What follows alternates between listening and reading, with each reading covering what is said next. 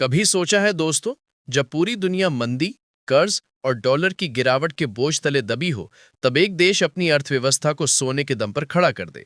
जी हां, आज वही करिश्मा भारत ने कर दिखाया है। ये कोई आम खबर नहीं, ये उस गोल्डन रेवोल्यूशन की शुरुआत है जिसकी गूंज अब वॉशिंगटन से लेकर लंदन और टोक्यो तक सुनाई दे रही है। जब अमेरिका अपने डॉलर को बचाने में जुटा है, यूरोप अपने गिरती अर्थव्यवस्था से जूझ रहा है, तब भारत ने वो कर दिखाया है जो दशकों से कोई सोच भी नहीं पाया था। आज भारत का गोल्ड रिजर्व 100 अरब डॉलर के पार पहुंच गया है। सुनकर रोंगटे खड़े हो जाते हैं दोस्तों, क्योंकि यह सिर्फ एक आंकड़ा नहीं, बल्कि उस आर्थिक आजादी का प्रतीक है जो अब भारत की पहचान बन चुकी है। साथियों, मैंने कभी आपसे यह नहीं कहा कि इस चैनल को सब्सक्राइब करें, लाइक करें या शेयर करें, क्योंकि मुझे हमेशा यकीन रहा कि अगर मेरी बातों में सच्चाई होगी तो लोग खुद उसे सुनेंगे और फैलाएंगे। लेकिन आज पहली बार मैं आपसे एक विनम्र अपील कर रहा हूं। अगर आप मुझे एक ईमानदार पत्रकार मानते हैं तो अभी इस चैनल को सब्सक्राइब कर लें और इस वीडियो को अंत तक जरूर देखें।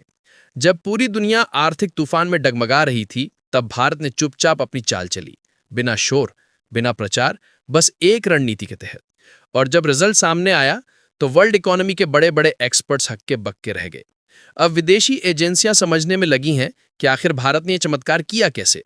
लेकिन दोस्तों, इससे पहले कि मैं आपको यह रहस्य बताऊं, अगर आपने अभी तक वीडियो को लाइक नहीं किया है तो अभी कर दीजिए, चैनल को सब्सक्राइब करें और नीचे कमेंट में लिखें जय भारत, जय सोना।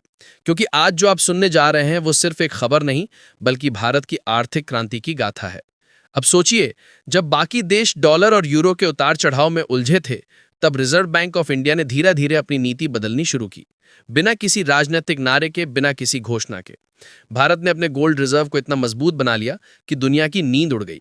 जब रिपोर्ट सामने आई तो साफ हो गया कि भारत ने अब अपनी असली सुरक्षा डॉलर में नहीं, बल्कि सोने में खोज ली है। दोस्तों, आज भारत का कुल विदेशी मुद्रा भंडार करीब 688 अरब डॉलर है, जिसमें से 100 अरब डॉलर से ज्यादा हिस्सा सोने के रूप में है। यानी अब भारत की अर्थव्यवस्था का दिल डॉलर नहीं बल्कि सोना है। और यही असली जीत है। शांति से चली रणनीति, मजबूत कदम और दूर की सोच।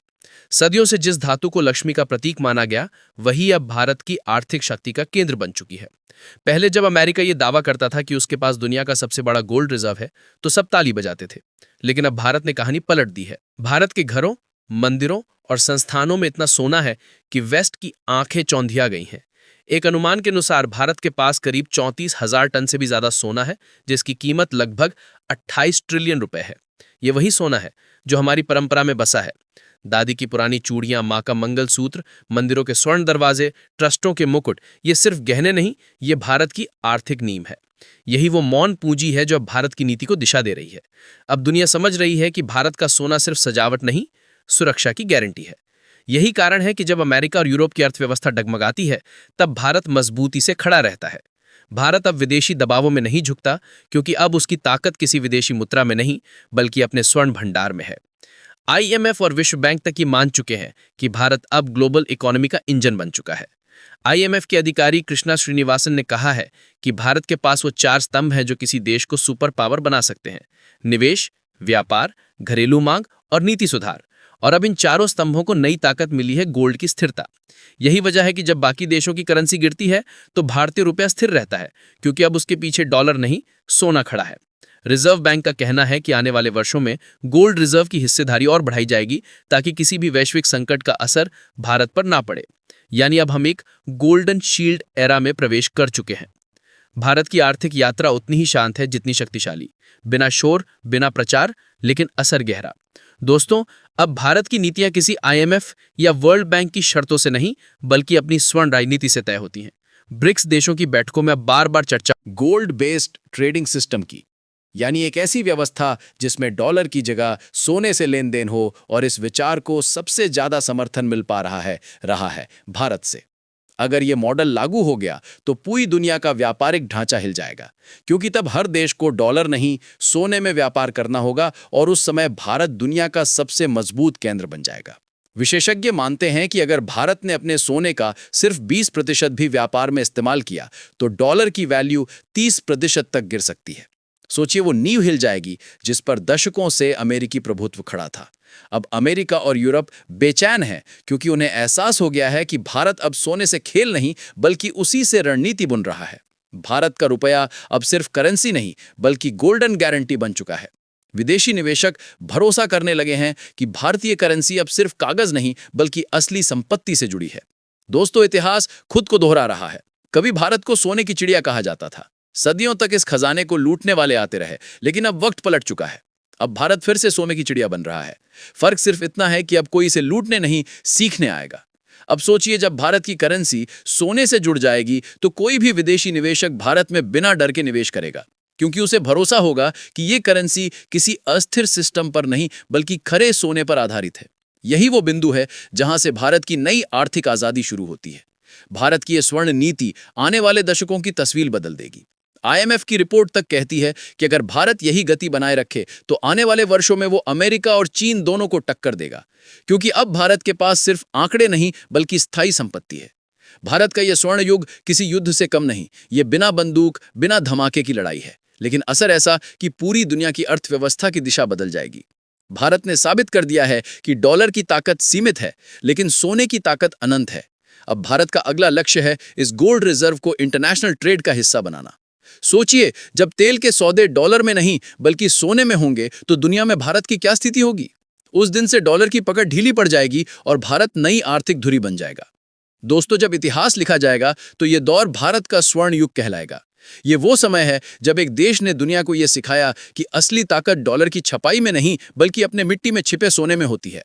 भारत ने यह साबित कर दिया है कि जब किसी देश की अर्थव्यवस्था, उसकी परंपरा, उसकी संस्कृति और उसके आत्मविश्वास से जुड़ जाती है तो उसे कोई भी ताकत झुका नहीं सकती। आज भारत सिर्फ एक देश नहीं बल्कि वो विचार है जो कहता है हम अपनी दिशा खुद तय करेंगे।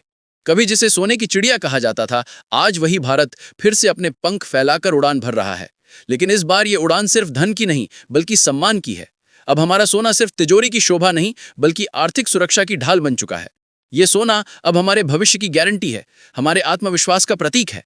जब दुनिया डॉलर की जंजीरों में बंधी है, तब भारत ने अपने स्वर्ण पंखों से आजादी की नई परिभाषा लिख दी है।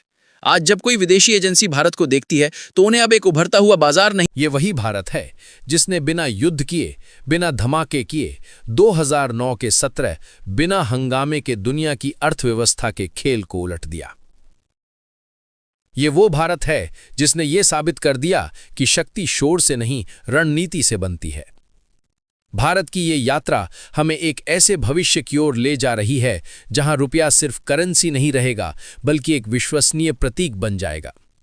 आने वाले वर्षों में जब कोई देश भारत के साथ व्यापार करेगा तो वो जानता होगा कि वो सिर्फ एक देश से नहीं बल्कि एक सभ्यता से सौदा कर रहा है जो हजारों साल पुरानी लेकिन सोच में सबसे आगे है। यही तो है भारत की ताकत, परंपरा और प्रगति का संगम।